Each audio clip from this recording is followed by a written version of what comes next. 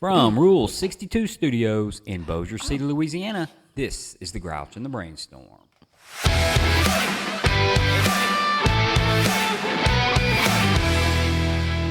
Welcome back. Season 2. Episode 10. There you go. Matt nailed it this time.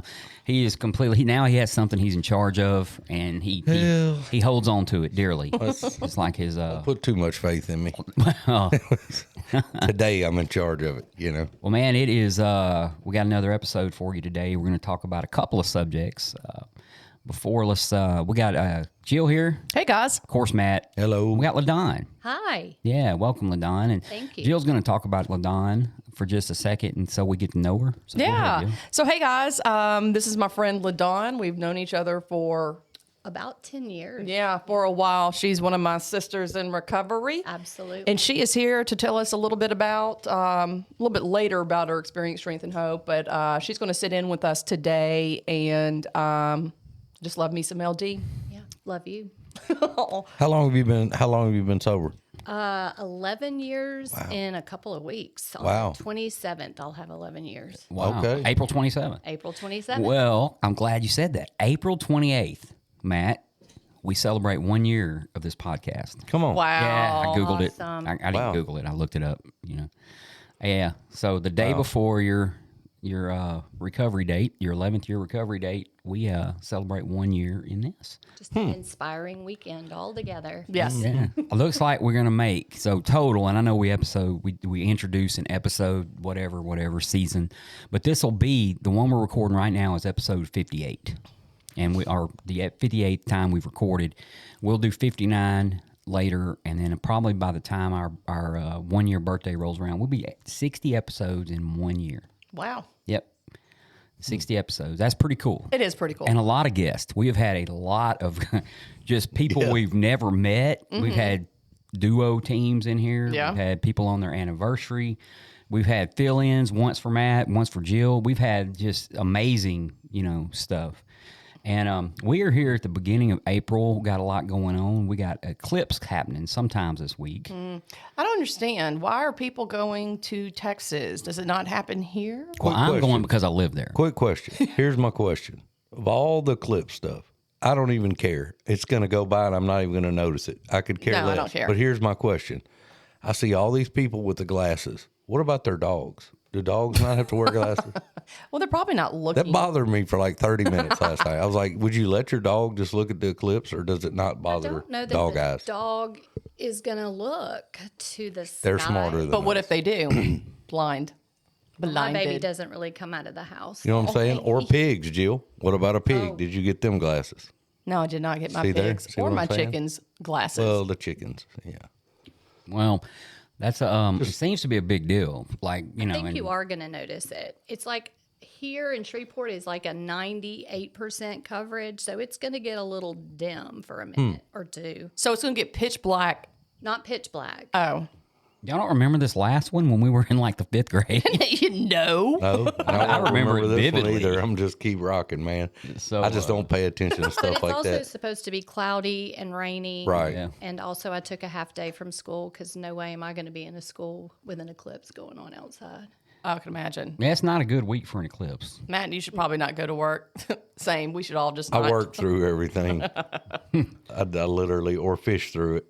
So yesterday, our friend Dana celebrated 18 years of recovery. Oh, that's up great. at- Congratulations, yeah, Dana. celebrated 18 years of recovery My up at the spirit Koala animal. Club. So, and I didn't even know that was Matt's spirit animal until just now. Dana is my spirit animal if she's listening. That's Yeah, awesome. She's my hero. yeah. So, yeah, Dana just pulls no punches. I love that. So. And any other birthdays this week that we need to think about? Well, that obviously not that important to you, Matt. Yeah, I mean, I don't know. I don't even know what week it is. So We got our friend Larry sent us a voicemail. We're going to play that later on in the show, right there at the end, and of course we'll do the analytics too. This week we are going to discuss, like I said earlier, a couple topics, and I'm going to have to read, because I don't have this memorized, and I'm gonna have to read. And we're talking about the Jaywalker story, and I can't wear them. I might talk about the Jaywalker story in the Big Book, and apparently, it is a big deal. Whenever I first read it a long time ago, coming into recovery, it might be one of the only things in the book that made any sense to me. Even though, nowadays jaywalking is not really a term we use in the United States very much. I've never met anyone that got a ticket for jaywalking. Have any of y'all? No. No, and I did plenty of it in early recovery as I walked all over the city street. And I know in China, they'll automatically send you a ticket for jaywalking when they pick you up on camera, and it'll ruin your social score or whatever it is. But here in America, Social yeah, score? yeah, What you, the shit? yeah, you're gonna have to look all that up. God, ours would probably be pretty low if we lived over there. It'd be like from back in the day. Well, I guess for what do you know what jaywalking even is? Yeah, like walking against the light or walking against, you're supposed to not cross and you do. Well, let's see. Let's see what jaywalking. Jaywalking is the act of pedestrians walking in or crossing a roadway if that act contravenes traffic regulation. The term originated in the United States as a derivation of the phrase "Jay drivers." Yeah, and the whole episode obviously can't be on the word, the word jaywalking, but a little bit of whoop right there, right? So, and just so FYI, in case I forget at the end of this thing, we now have listeners in Germany, so we can add Germany to our list of countries, and if we have enough time, I'll go back and I'll try to throw that in there, right? What are all the countries that we have now? We had a new one last time that I don't really remember. Lesotho, some country right off the coast of Africa. I call myself a historian, but I still don't understand where that place is. I've never heard of it. But anyway, we appreciate listeners from anywhere, whether they exist or not. We'll take some from Mars if we get them. The chapter with the jaywalker, right? I'm gonna read it. Okay, I'll read it kind of in pieces so that people don't get bored with the reading. Our behavior, talking about alcoholics, is as absurd and incomprehensible with respect to the first drink as that of an individual with a passion, say, for jaywalking. He gets a thrill out of skipping in front of fast-moving vehicles. He enjoys himself for a few years in spite of friendly warnings. Up to this point, you could label him as a foolish chap having queer ideas of fun. That's quote unquote there. That's written in the book. That ain't me talking. Yes, odd. Luck then deserts him and he is slightly injured several times in succession. You would expect him, if he were normal, to cut it out. So far, so that's what I've read so far, right? I said I'm going to break it up because if I keep reading, people will lose interest, or if they're driving down the road, they're probably so interested they're going to whip out their big book and want to start reading it while they're driving, and that's not safe. Not safe. You'll end up like I did. You'll hit a jaywalker. You might hit a jaywalker, and it might be an alcoholic jaywalker, ruining their chances of getting some help, right? So what do you think about that, Matt? Just that little piece from what you hear. I think most of, and the whole story of it, but yeah, I mean, I think that's how our drinking, using career begins, and you get these little subtle, little alarm lights and bells going off. And, it's like you wreck a vehicle or you get a little ticket, get out of, I remember even in high school being drunk and should have gone to jail and get pulled over and somehow get through it and wind up with a seatbelt ticket or something. And it's kind of like, hey, there's a warning, but we don't take it, so. Yeah, I'm with you on that. It's like the red flags. And for many decades, I just ignored them because, that's just that, or I didn't really think much of them. But they kept happening. Nothing was ever big enough for me to actually pause and be like, hey, this isn't normal. And I think most people have, I don't know anybody really that doesn't identify with this if you're in or one of us. Absolutely. Well, and when you think about it, and that's all denial. Sure. All that happening and not putting two and two together, or you just, or just too drunk or, high to even. I would always seem to focus more on the fact that I got away with something. and feel like Sure. a mini victory, right? So the scared part, because of course I cannot feel uncomfortable whatsoever. So I'm not going to really look at that consequence or that near, consequence. I'm going to really focus on how I got out of it. That's You're gonna absolutely right. You're like, yeah, no problem. Means I must continue. well, and that's what I thought when I got my DWI. I was like, oh, got that shit dropped. I didn't even have to do community service. I didn't even lose my license. I was like, bam. Yeah, we're celebrating it. Like, Right. let's have it. I'll drink to that.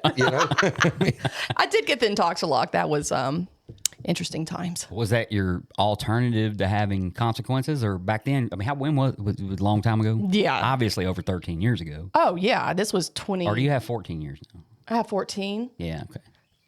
This was when I was like 27. So this we was, get the lock on ours and we go, well, these drunks can't steal my car now. Like we're proud of that. Yeah, I think my lawyer suggested that, and that's why they dropped it down to a careless and reckless, because I was taking, strides to, trying to make things better. I did do the defensive driving class. I literally knew half the people in there.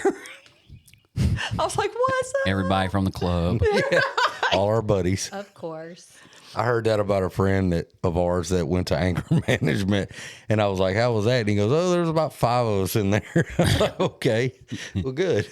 We're all just kind of making the rounds, I guess, Well, I'm sure that we're not alone in some of this stuff. Not at all. Exactly. Well, you would think that this guy, this Jaywalker, and where Bill or whoever wrote this story or helped write this story, you would think that this guy would, first off, where'd they come up with the Jaywalker idea? It's pretty good. It really is. Especially back in the 30s. Probably a common thing. Cars were not as new. Cars were newer now than they were now. Obviously, cars were not. When we start driving cars, like in the 1910s, I have no idea. Somewhere in there. The Model T. all that, maybe. probably Maybe. 17, 18, somewhere in Yeah. there. Okay. So this was only 20 years into it. So obviously, people were getting hit by cars. Jaywalking was I can a see thing. that. Yeah, getting hit by a car at 8 miles an hour. Right. The car weighed 80,000 pounds, but I think top speed was about 20. Right. You don't have to. You don't have to All fact metal. check me on this, folks, because I'm just making this stuff up as I go. But the whole point is all cars were brand new. So where they came up with the jaywalking idea was genius. Mm-hmm. But you'd think this cat would Stop. after getting hurt a few times, right? So, but my thought process when I was drinking, right, is I get in trouble for drinking and driving, I'll stop driving. Yeah. The drinking was not the problem. It was I drive while I'm drinking. So I've got to quit driving. It was the whole thing is my kids are having a play at school and I can't go drunk, so I just won't go to the play. Yeah. Makes sense. That was my, and then you have this thought process where he hurts it. You'd think a normal person would cut this out. Presently, he is hit again, and this time he has a fractured skull. So what I'm getting is consequences keep getting worse. Mm-hmm. He has a fractured skull. And that's I don't think that's a light injury. No. Was your fractured skull a light It's injury? still fractured, bro. Yeah. What? So- Years What? later. the doctors told him if he had a brain, it fell out. It would have. What would did you have a fractured skull? Well, I don't know. I'm Okay, not sure. shut Mike's my doctor, so It was a blackout period. I was like you're at a meeting and people talk about the flying blind period for AA. You ever heard that was our flying blind period? No. Yeah, the first few years we were around, we kind of just didn't. There's a really good stories. I'm going to tell you a little story later on in the meeting. I went to that meeting in Keller, Texas, and they actually read a story out of the big book that I had never read. And towards the end of it, they talk about they were living in the flying blind period where they just kind of went with what this guy said, then they went with what this guy said, and then they went with what this guy said. So, but I'll tell that story later on. So, presently is hit again, and this time has a fractured skull. Consequences getting worse, Matt. Within a week after leaving the hospital, a week. Okay? Has anybody ever got out of rehab and went straight to the liquor store? Absolutely. Well, it wasn't I a had liquor to. store, but okay. Whatever store were It Good it swear. magically came to me in my friend's car. right. Yeah. Don't dare pick me up without something. All right. Yeah. So you take him, right? We go straight to the liquor store. But within a week after leaving the hospital, a fast-moving trolley car breaks his arm. He tells you he has decided to stop jaywalking for good. But have you ever heard that before? I'm done. I'm done. Yeah. With or without the Said it a solemn million oath. times, yes. But in a few weeks, he breaks both legs. So I'm done for good. Man, I'm glad to hear it. I hope, I'm here to support you, whatever you need. And then 2 weeks later, he's jacked up again. Whether it's DUIs, broke legs, he's still jumping out in front. He's not only jaywalking, he's jumping out in front of shit. Yeah. And that's the kind of gets me. If you have a passion for jaywalking, I think, I would try to do it when there's no cars. Makes sense, right? This cat jumps out in front of a trolley car. If y'all know what a trolley car is. Yes. Do I need to Google trolley car? No, because they're in New Orleans, right? Yep. Right. They have some in San New Orleans. Francisco. Streetcar. Yep, San Francisco. San Francisco has everywhere. So, but he breaks both legs. On through the years, this conduct continues through the years. I'm going to get help tomorrow. And that ends up lasting years. Accompanied by his continual promise to be careful or to keep off the streets altogether. Do we have that friend somewhere now? Yeah. I do. Yeah. Oh, yeah. I have that friend right now that, man, I'm going to stay away from it. My family's going to help me stay sober. My friends are going to help me stay sober. God's going to help me stay sober. And, God helps me stay sober. But he sent me some stuff to do to stay sober. Right. Sent me some people to help me, right? I had to get some humility too to kind of tap into that too, I would think. Yeah. Yeah, we that's I got a guy right now that's back in treatment, a friend of mine from a couple of week run that just went about 7 months and went off the rails, and he's back again, and we had the same discussion going through the process just like this. Now you broke both legs, now you got the head fractured. It's just continually progressing. So And what's the difference in that and this fellow that keeps jumping out in front of cars? nothing. Not a damn thing. I mean, think about it. It's a very good analogy, especially for the time when jaywalking was a big deal. But we all have that person in our life that I'm going to get better. I'm going to do this. I'm going to do that. And We were that person. I was. I was, for he even sure. I think he even said to me during all this, he said, "Well, this is my third treatment trip, so this should be the time." And I was like you're counting. You're like, well, I should go like he's projecting this out in the future thing that someday it'll be attainable, but it's almost like in his mind he knows, it won't be this time. I'm going to Self-sabotage. Yeah. Well, I think He's still not too, convinced. Anytime you still have a plan or an idea, that for me was going to be sure failure. But the minute I had run out of all plans, like just complete desperation, can I please live in this sober living house where it is safe? In a day by day kind of following and doing what I needed to do. But as long as I still had an idea or some money in the bank or even a car or any of those things, I got in the way every time. Yeah, it takes a real beat down.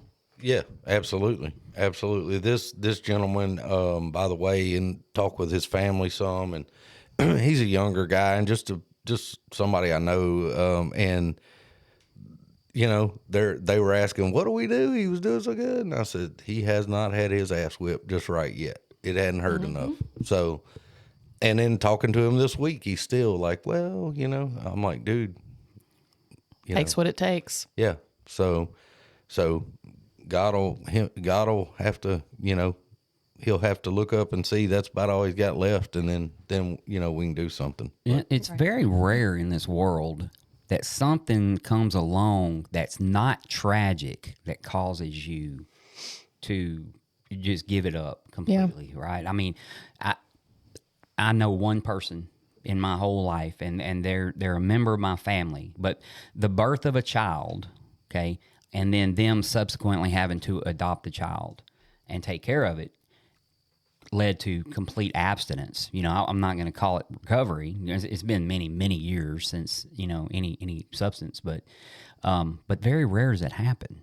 It's just something tragic is going to happen. And just like this Jaywalker guy, I can't sit anybody down and say, man, look, here's what, over the past 10 years, this is what I've seen out of you.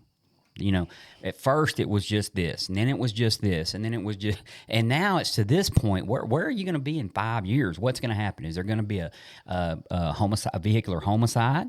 Yeah, I mean, like it's progressive, and the thing is, like, we will continue to do this till we're dead. Yeah, Right. There's got to be serious consequences. But I am with you. Like, I have one friend who decided that, I mean, she'd had, I think, a DWI, maybe one, maybe two.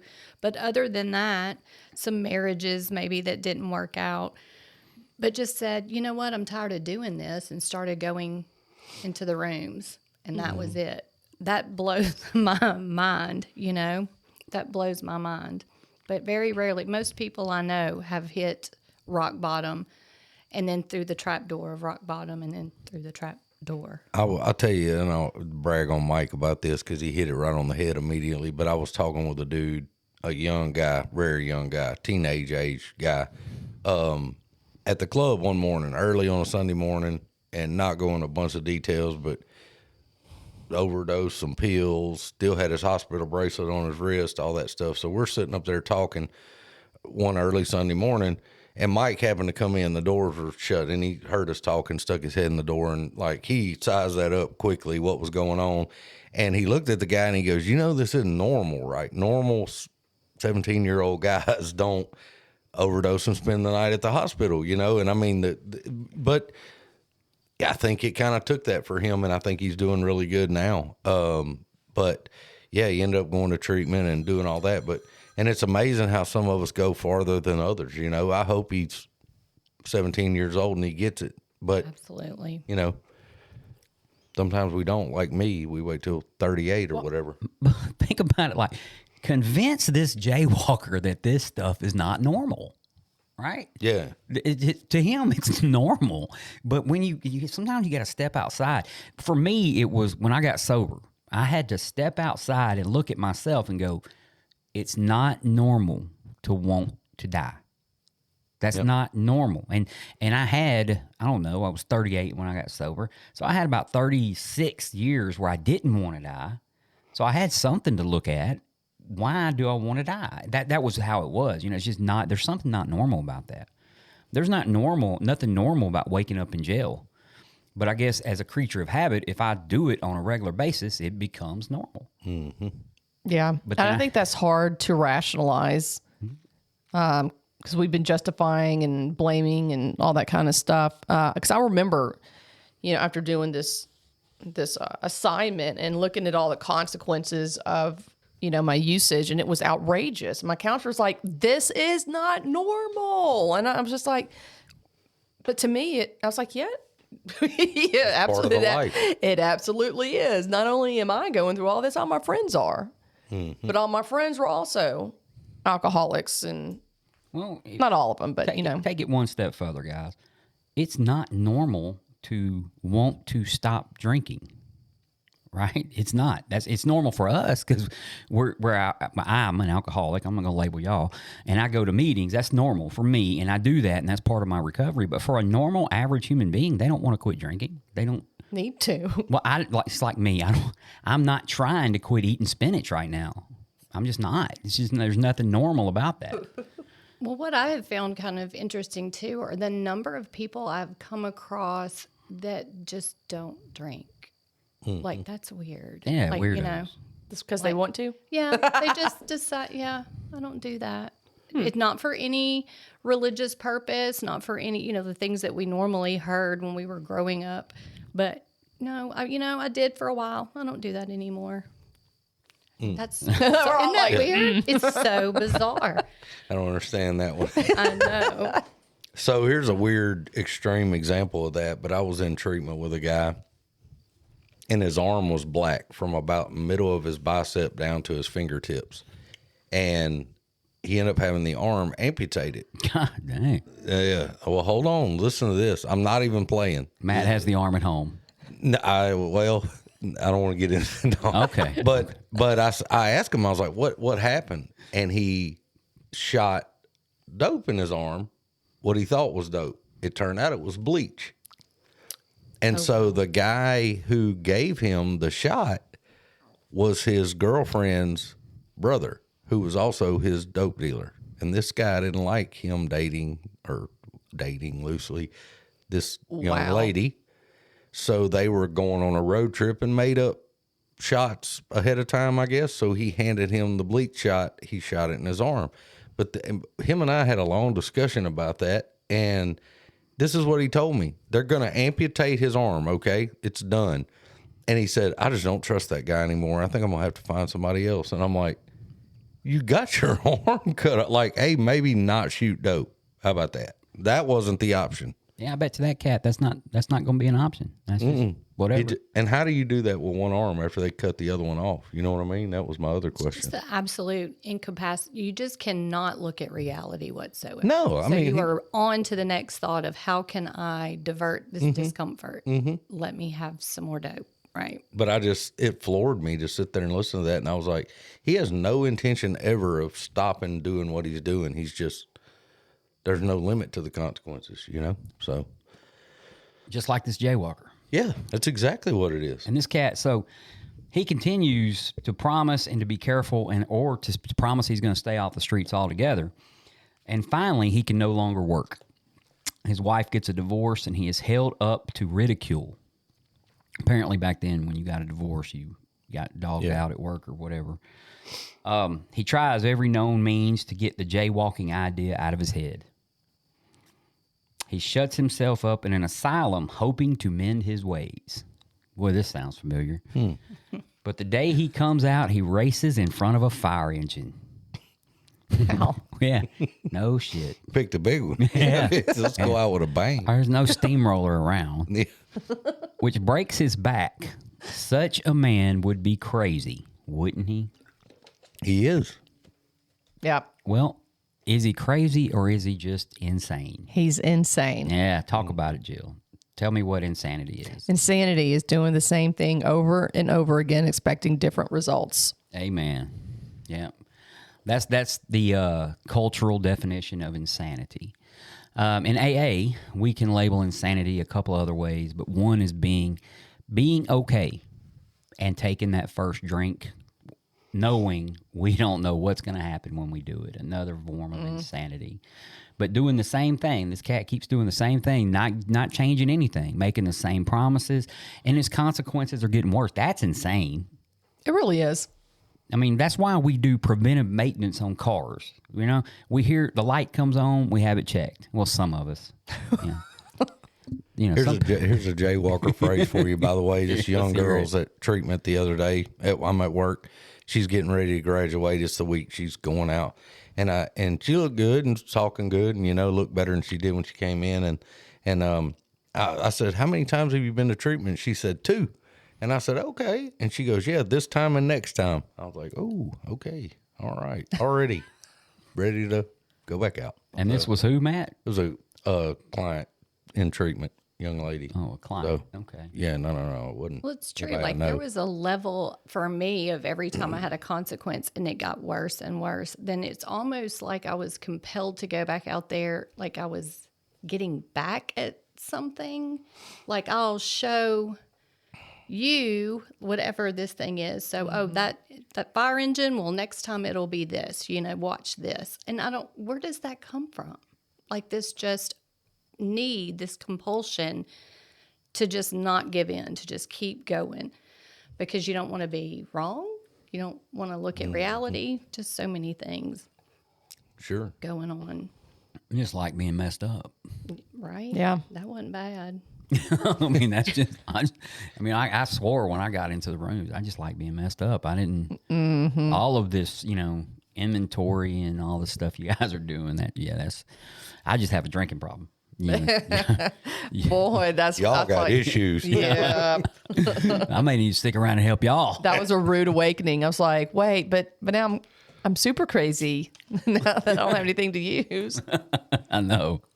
Maybe that's What am I supposed to do with this? But that's where I think with us, I think it's like you're talking about what makes us do that. I think it's ego and it's delusion and Denial. Yeah. And we don't want, we're like, it can't be me. It must be the entire world is jacked up, Absolutely. and thank God for Alcoholics Anonymous, because I realize today my default, if I don't know the answer, is probably me. It's probably me that screwed that up. So, but yeah, it's almost like we're just going to overcome this getting run over by a fire truck. It's like, I'll show them. I'll lay down on the runway and let a airplane run me over. See what they think about that. And yeah, I'll we don't show know them. who I'll hurt they myself are. even And worse. they are going, you are insane. Yeah, and then you realize as the plane's running you over, I don't even know who they are. I'm just Exactly. showing someone. We're constantly victimized by this mysterious they, but we're the ones actually, perpetrating the crime and the damage on ourselves. Right. And then you end up at Brentwood, and then you do it again. Then you end up at Brentwood again, and you're like, why do I keep showing up at this place? And then you're like, that guy's cute. I never did that. Matt, Negative, not me either. I'm just double checking. I hit a dude with a flip flop because he was snoring, and yeah, that's all I remember. He wasn't cute though. But Oh, you hit him like oh yeah, I smacked the crap out of him in the middle of the night. I wasn't living the way I am now. But I had some interesting stories when I was in there. dude, I could do a season of rehab stories. I had a guy that said he and this was one of the many trips. He said he wanted to warn me that he did a little talking in his sleep, and I was like, that's all right, man. I do a little snoring, and I think we lights out like 10 p.m. or something. Anyway, about 2:00 in the morning, this cat's standing on his bed, no clothes on, swinging a sheet or something above his head, and he was talking to a bunch of kids. It's not funny. About getting on a spaceship. Yes, it is. And this set of kids over here, this set of kids over here, and we're going and was on a spaceship, and and then so I just kind of I just kind of rolled over, put my hook cover over my head, and like, oh my God, this is horrible. You'd think this would be enough to keep me from ever coming back, So the next morning we're at breakfast, and this cat's like, Did I do any talking in my sleep last night? You're like, let me tell you. And I was like, no, I don't think so. An entire performance, No. rather. Well, the next night he recited probably 8 or 9 lines of the Gettysburg Address. Wow, historian. Impressive. Yeah, but here, this is the thing. That was one of the many times I went. You'd think that'd be enough to scare me out of it, but it wasn't. It was the stuff on the outside that scared me to where I went in and stayed with the program. I relate to that. I remember at one point feeling safe there. Yeah, I felt safe there the last time. But this cat was in there the next time or the following time that I went. He was the same guy, right? And we're talking about 8, 9, 10 year apart. Wow. Yeah, he was still in there. So, and kind of like Matt, works at a rehab, so you got more rehab stories than anybody. But I that was just one trip, and you would think that would be enough. Mm-hmm. But it wasn't. It absolutely wasn't. And here I am. That's been a long time ago. Yeah. I wonder if that guy's even around anymore, No telling.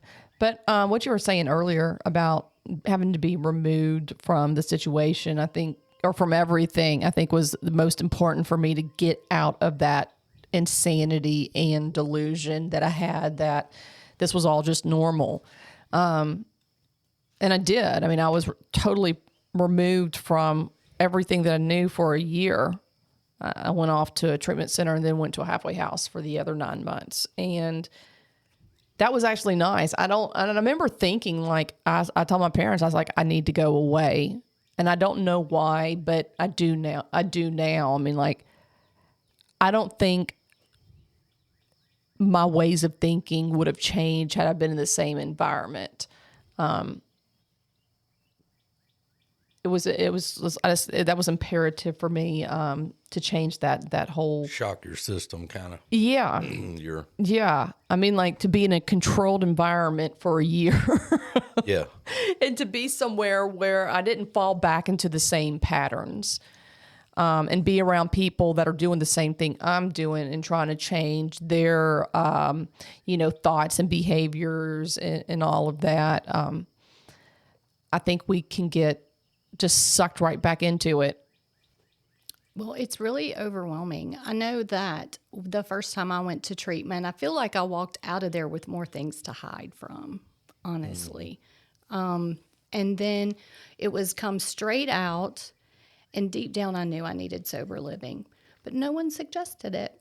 And I went right back into the classroom, right back into like life as normal, and it's too overwhelming. Yeah. It's too much. And so I cannot hold it together. I have a relative. He just got out of jail and has told his daughter, I've got 8 months clean and I'm going to stay clean. And I'm like, well, what is your plan? Because what I know is if you don't have a plan, if you don't have a small entrance or like an easier entrance back into society and being productive, you have no chance. I wouldn't have. I mean, maybe that's just my story. Like, it would be too much, and I have to have relief. No, I agree with you 100%. And taking that time going into sober living was like, I remember when I went in this time, it was like, I'm going to stay here a year. I want to give my parents a year of good night's sleep. Yeah, right.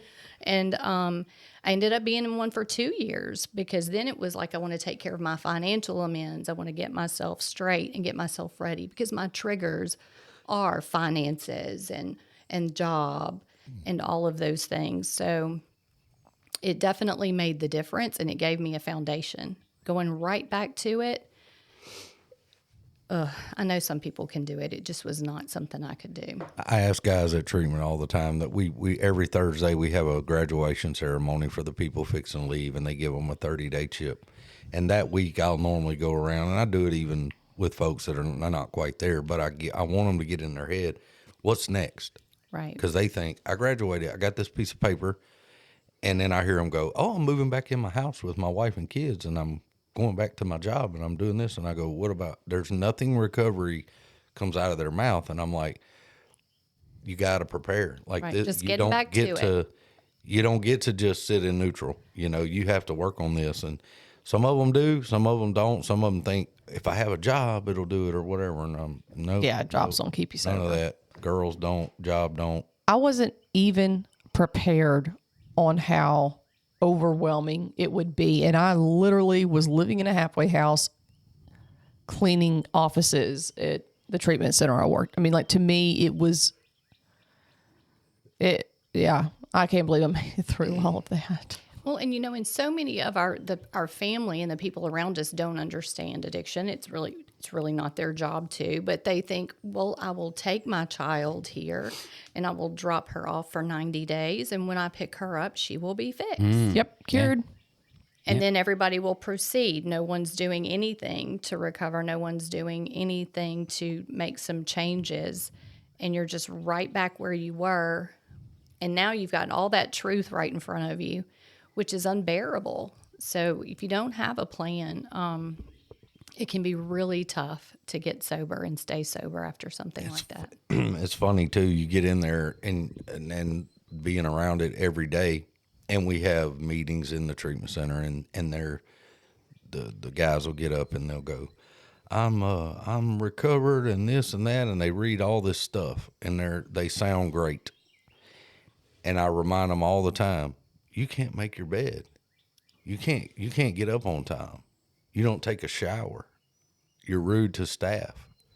You're a hard person to deal with. You can't even do those basic Right. function in society things. How do you think you're going to manage drugs and alcohol when you get out of here? And they have this grand thing in their mind, and it's really not. It's like, you got to start over. Like, get out of bed on time. Do those things. That's when you can start to really recover. But if you can't do those few little things, you have no control when alcohol and drugs get thrown into it. So, Yes, I remember that, having to make my bed every day for a year. That wasn't something I did. I mean, we start waking them up at 5. They eat breakfast at 7:30, and they're still in the bed at 8:10, yelling and screaming "F you," and then they go down to a meeting, and they're I'm 2 weeks clean. And I'm like, no, you're not. You've been yelling at us for 3 hours. Well, the chances are that they will come back and probably do the same thing over again. Sure. You know, the statistics are definitely against us. And, Absolutely. you know, they'll stay in that loop of insanity until they get to that point. But the thing is, too, the stuff that's out there now, you're not guaranteed a chance to come back. And that's what I'm trying to tell them. They come back. They come in and they go, I'm going to shake back. That's what they all say. Oh, that's big in the eat, prison. Right. Yeah, sleep, get my weight back on, and I'm heading right back out. And I'm like, you may not get to shake back. You know, this fentanyl and all this crap and I don't know what else is all out there, but this stuff is different, you know. And they just act like it's a guarantee that I'll be back. I'll see y'all again, you know. And I'm like, not necessarily. Right. Yeah, and you know that's it's kind of like the Jaywalker. You know, rehab has become normal. Yeah. You know that's just, to me, that's not normal. I really didn't like it, even though I went, you know, quite often. I felt safe there. I kind of like Jill said earlier. That was my safe space, even though there was some crazy stuff that happened, and we have stories about it. I don't know at that. I guess the last time I went, it was when I was really starting to realize I couldn't even trust my own self, because the best intentions got me nothing. And you know, you get out of there with, I'm going to stay sober. I'm not going to, and then you just, I don't know. Life has a way of just getting back on track with itself, you know, and the world is not going to stop for me. You know, I had to stop and kind of like Jill said, you know, she did sober living. And I didn't do sober living, but I had to stop and at least go to a meeting 7 days a week. Yeah. You know, sometimes twice a day, 7 days a week, just to find whatever that feeling I found that last time in rehab. There was a feeling of, if I just do this, I'll be okay. But the minute I get off of this, things just start to fall apart. Yeah. That reminded me, too, you're talking about Dana's birthday. And when I was early on coming in, I had worked 4 days a week and was off 3. So I used to go to that group Friday, Saturday, and Sunday at noon. And Dana Noon was always, koala, yeah. Yeah, and I love that. I love that meeting because I could just go at noon and like the day hadn't even got going good. And so I always appreciate Dana doing that and being there. You know, she's entertainment, that's for sure. So Matt, what do you know about the Four Horsemen? nothing. Okay. Well, I'm glad you are honest. You know, it's a rock group from the early 70s. I thought it was some wrestlers. They are. Okay. Yeah, it's a group of wrestlers. They fought the Von Erichs back in the early 80s, and they were really popular, you know, and then apparently they had I problems. just learned what episode we're on, and we're coming up on a year, and you asked me a hard question like that. You had a point. Okay. All right, so I did want to touch on the Four Horsemen, because these are guys that I woke up with every morning. The only 4 guys I've ever woke up with every morning, just so the audience knows, right? So anyway, and the reason I say guys is because they're called horsemen. You know, if they would have changed the Not language. the biblical Four Horsemen. No, this is not. This is our special AA 4. Absolutely. Yeah. These are the AA Four Horsemen. So it's in a vision for you if you want to find it and read it yourself, but we're going to read it right now. So, and I'm going to start in the second paragraph. The less people tolerated us, the more we withdrew from society, from life itself, as we became subjects of King Alcohol, shivering denizens of his mad realm. The chilling vapor that is loneliness settled down. It thickened, ever becoming blacker. Some of us sought out sordid places, hoping to find understanding, companionship, and approval. Momentarily, we did. Then would come oblivion and the awful awakening to face the hideous Four Horsemen. Terror, bewilderment, frustration, despair. Unhappy drinkers who read this page will understand. The Four Horsemen. Jill. Yes. Terror. Yes. You have it? Now? No. Oh. Do you currently experience terror? I'm not a therapist. I'm a podcaster. Let me show you this picture. What do you see? So I mean, Yes, I experienced terror. well, some people might not terror. But it wasn't like way up there like despair and what was that other one? Bewilderment. Frustration and bewilderment. I mean, I don't think that was a big one for me. I think I was too loaded to be terror, to feel terror. Does that make sense? For me, at the wrong? end of mine, there was terror this last time. There was. I was with someone who was also sick, was in constant psychosis, and there were people around that were dangerous. And even when I think about it now, I try not to think about it too much. But, right, just a lot of, it just seems too unbelievable. No money, no food, and lived in just disarray, utilities hooked up illegally. Now it lasted if I got sober, if I didn't have any alcohol or other substances, I would start immediately crying this wail of a cry, and I could not stop. The only way you could stop it is to give me something. And that's how much terror there was. And that didn't last for a long time. But it certainly did show up in my life. And I would have never, ever thought that would happen, you know? Yeah. So back to terror. Yeah. I mean, not that we weren't talking about terror.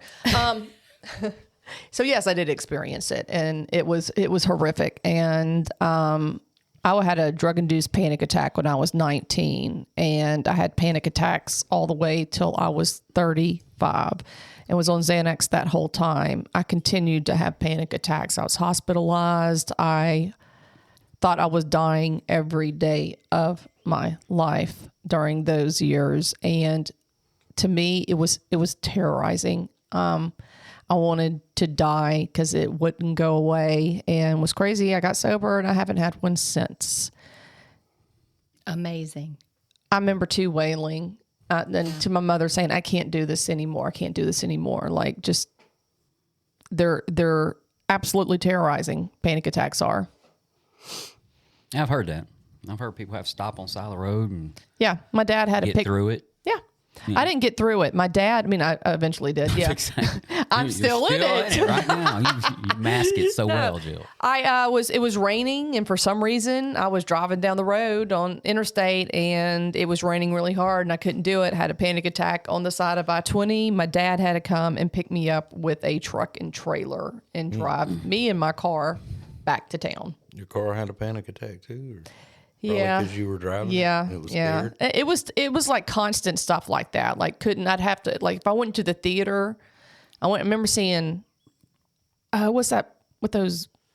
Anyway, I went to the theater and saw a movie, Avatar, and it was loud, it's bright, and I had a panic attack in there, and then I had to leave. You know, just shit like that all the time. At the end, I never really came out of the house, if possible. Yeah. It was just too scary. Yeah, I kind of prefer to stay inside and do my drinking alone. Right. You know, but terror. I mean, and I don't know where Bill got the name, the Four Horsemen, or where, you know, obviously from the Book of Revelations, because it makes it a little bit more dramatic, and you know, and some people, especially back then, a lot more people went to church than they do now. I'm guessing. I don't have facts, but that's a guess. Terror, bewilderment, frustration, and despair, right? Those are the ones we're talking about. And going back to let's go back to the jaywalking story. You know, I experienced terror, bewilderment, frustration, and despair on a daily basis. Like, and you could actually go back to incomprehensible demoralization in more about alcoholism when we talk about this. And these four, because it seems like incomprehensible demoralization is a huge word, but it's demoralization that's incomprehensible, right? Mm-hmm. That's really bad demoralization. Yeah. I woke up like this every day, though, and by 9, 10 o'clock, I'd be drunk. Seriously. Mm-hmm. Like, woke up, felt like this, wanted to die. Maybe these four horsemen were actually the guys that actually, you know, because despair, and I equate despair as desperation, right? Maybe I'm wrong on that. You know, I'm sure a listener will let me know. Hopelessness. But I equate despair on it with desperation, because after I got sober, terror, bewilderment, frustration, they kind of started to go away, but despair stuck around for a while. I kind of needed that horseman on my ass because I was so desperate to listen to what anybody. I just had gotten tired of this. I'd gotten tired of the incomprehensible demoralization. I'd got tired of all of it. I really got tired of it. But I couldn't think back to a time in life when it wasn't normal. I couldn't, even in my head, couldn't return myself to sanity. I just couldn't do it. And these cats here, it's what it took was the Four Horsemen. But I did. I woke up with them every morning. Yeah. Every single day. Yeah. I agree I with believe you so. too with that desperation, because what I was talking about earlier is like, as long as I had a plan or an idea and I was still kind of in the game, had some hope, or I don't even know that it would be hope, delusion. Let's go ahead and clarify that. But at the end, it was complete desperation. I had nowhere to go, was not welcomed in my family's home, no vehicle, nowhere to go. And I mean, I'm not really cut for the streets. I'm just not made for that. So it was that desperation of just finally, please just help me. Tell me what to do. I'll do it. Yeah. If you want me to write where I go every day on the board, if you need me to get this kind of job, if you need me to go to this many meetings, if I need to do this many chores, whatever it is, just tell me what to do. So. And that's when we recover, when we get to that point. Yeah. And it's nothing left to hang on to. Just like the Jaywalker. just going back to the Jaywalker. No matter what, until we get to that point. And then obviously the Jaywalker suffered a lot of physical consequences. You'd think that eventually he just couldn't walk. Well, hell. Well, I mean, think about it. Most alcoholics and drug addicts do too. ODs. Sure. I mean, just you name it. You know what I'm talking about. Hepatitis. Yep. Calm down, man. Cirrhosis. Cirrhosis. Yeah. Yeah. Some pretty serious ones. Yeah. Oh, absolutely. There's a lot of physical sickness that comes with it that even if you get sober, you still have to deal with that. You know? So. And I lived 100% in despair. I was 100% hopeless. I didn't think. Well, I mean, nothing had changed, so why would it change? Like, I mean, I was content in being miserable because there's clearly not another way to be. And so many people talk to me, and in my head, I would go, "Yeah, but y'all don't know me, Right? Like y'all don't know who." you're dealing with." Exactly. And I wouldn't say content with it. It was what it was. Like, this is just the cards I've been dealt. Yeah. And therefore, You were comfortable with your discomfort. But I went Yeah. and sat in a chair in a AA meeting, and then I started hearing people who did know me, and they were just like me. And then I was like, "Oh, wait a minute, that's I'm that way," and it kind of drew me into that, And I always just thought, like Jill, it's like this is my cross to bear. right. Well, I didn't know there was another. I mean, I knew like when I was a child, like I was a happy-go-lucky, but just like that disappeared, and I hadn't seen that in a while. But I just like, well, just because I was a child and I was, I didn't know or whatever. I never once. Never once was like, this could be the drugs and alcohol. Mm-hmm. This could be me. Yeah. It's so deluded. Well, and I don't know. I don't even know if I came out of that in the first year. No.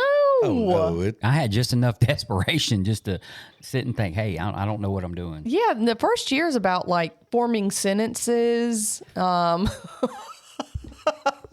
no, I'm with you, That sounds bro. ridiculous, but I was. No, it's so true. I stuttered Being able for to like look a month. people in the eye eventually. Yeah, it's like talking to people. I had and it was weird. I don't know that everybody would react this way, but I did, and I guess taking it that way, and it served me very well. And I still have to remind myself to do it. But when I was in treatment, they took us to a little church in the town we were in for a AA meeting. It was the first one I'd ever been to outside of the treatment center. And there was these two little old men. I may have told this before. Two little old men and then like a whole van full of people from a treatment center. And they were regular. And this little old man, he gets up, and I walk in the room, and he gets up and he holds out his arms, and he's like giving me a hug, which was creepy. I didn't do all that. I was like, I didn't know people hugged, Yeah. But anyway, he hugs me, And he talked real soft and he whispered and he goes, "We're so glad you're here." And I was like, "Oh, cool." And he goes, "Now sit down right over there and shut the F up." And I was like, "Oh." And he said, "You don't know Okay. anything about what we're talking about in here and how we live." And I went, "Okay." And I just sat down. But that whole first year, that's all I did was listen. And it was like, I don't know any of this. So what do I have to offer? And it served me very well. So Right. It is odd and bewildering. It's like you just get dropped off on Mars. You're like, here you go. Good luck to you. yeah. And the yeah. people I could hear were the most outrageous, in your face, the kind that are kind of controversial members. Like, I'd be like, yes, like that is the truth about me. And I did. I tried to not talk. I'd get called on and cry the whole time anyway. I cried every time. Yeah. Every I cried time. nonstop. It was bad. In fact, my year sobriety, they all just made fun of me the whole time. It was a roast. Well, we didn't hear much, but the blubbering. But, I had a lot of pain and it needed to go. And so. I sat by Philip. I don't even know if Philip listens to this, but my buddy. But I liked Philip because he didn't say much. I just go in, sit down by him, and what's up, man? That's it. That was he wouldn't bug me. He didn't want to shake hands. He didn't want to hug. Just, how you doing? So I like sitting by Philip. I sat by him for a long time. So Right. I didn't really want anybody really trying to come and guide me or No. tell me Oh my that God, leave either. me alone. Like, I just wanted to sit and listen. I call that gang saving. yeah. I didn't want anybody gang saving me after the Right. meeting. You know what I mean? Yeah, no, I try to avoid. But people were trying to hug you and tell you they loved you, and I was just like, ew. I go like, ugh. Welcome. I don't know you. Welcome to whatever we got going on here. Yeah, I thought it was weird. Get away from me, weirdo. I know. And he's like that one guy that was like, I may not like all you guys, but I sure do love you. And I was like, And there's "Woo." nothing you can do about Well, I it. was like, why would you say that? Like, Yeah. yes, I can. Yeah. Restraining order in place. Restraining order. Yeah, they it was a different deal, and like for that year I remember sitting there going, "Yep, this is how bad you screwed up. You're in here with these people, you don't know what they're talking about, and you have to come in here." So But you know what? Now I totally get it. Now it's my I was like, I people. love everybody. Absolutely. Yeah. And people are like, yeah, it's great. It's great. So Well, let me tell you. I'm gonna tell y'all a story right quick before we let this go. I had one of those AA things happen to me, and we had a couple things to cover before we wrap up. But I was over here. Actually, I think it was the last time we were recording. yeah. And someone from where I live reached out to me through someone here. So someone here reached out to me and said, "Can I give you a guy's number that lives over in we're going to say the Dallas area. I'm not going to give a name of a town, but in the Dallas area where I live." And I said, "Sure." So I'm headed back after we recorded. I'm headed back, and I get about halfway back, and I get a phone call from the person in Dallas. And I said, "Hey, let me find you a meeting to go to. You need to get to one tomorrow." And he's like, "Okay, good, good." So I gave him the name of a meeting. I looked it up. And I called him back, actually, and gave him the name of a meeting. And I said, "Well, I can't be there tomorrow. I'll be there the following day. I'll be there Tuesday." Okay, that was Sunday, and I'll be there Tuesday. So circumstance, he said, "I'm going Monday, no matter what. I'll be there Monday." In my head, I was like, "Yeah, sure." I would. I'm going by me. So I show up Monday because circumstances changed and I was able to get over there. And it's about 45 minutes to an hour from where I live. So I drive over there and I go in this meeting. Really nice meeting. Great meeting. And the guy obviously wasn't there. But I sat next to a newcomer. And he had a newcomer packet. Now, apparently, he'd gotten there, this newcomer, way before I did.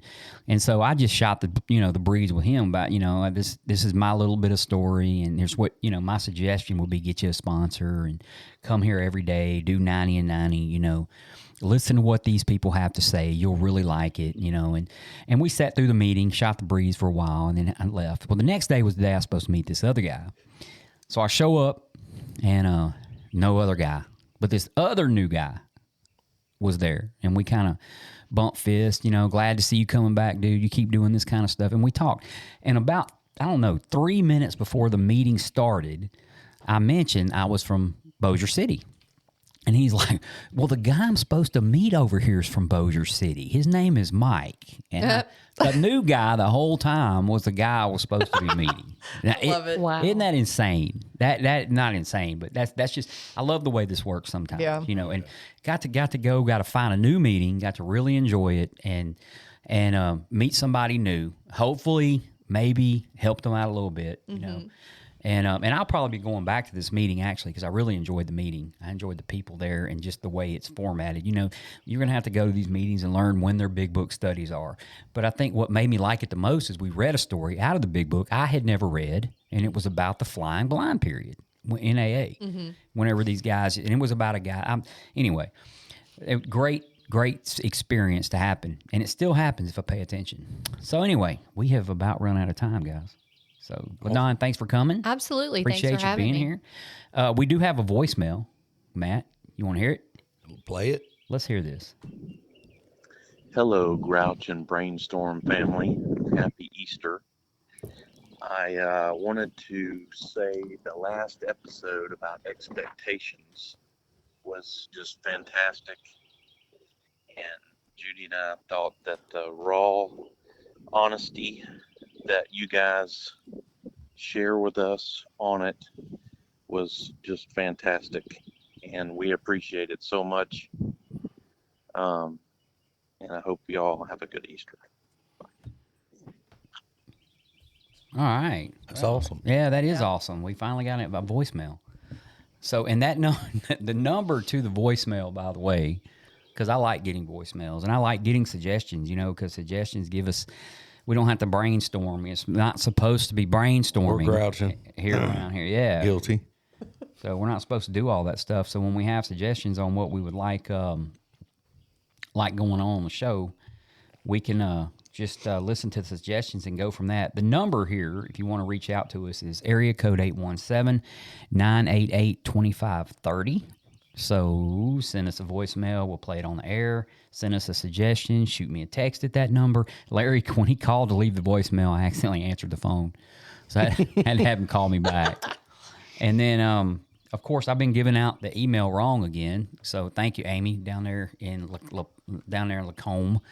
It is G&B Bossier, G&B, BOSSIER at gmail.com. Love to get emails and also email your suggestions. And just a few analytics here. We have got a new country, and it is Germany.